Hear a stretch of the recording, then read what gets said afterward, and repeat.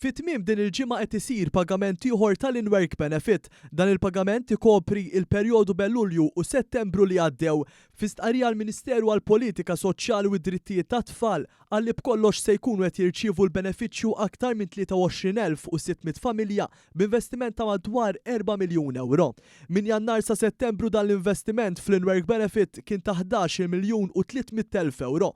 Dan il-benefiċċju jitħallas lil ġenituri li jaħdmu u li għandhom tfal taħt 23 sena fejn insibu 3 kategoriji ta' ġenituri. Dawn huma koppji li jaħdmu tnejn bidħul mill-impjieg anqas minn 50,000 euro fis-sena, koppji b'wieħed mill-ġenituri jaħdem bidħul mill-impjieg anqas minn 35,000 euro fis-sena u single parents li jaħdmu bidħul mill-impjieg anqas minn 35,000 euro fis-sena.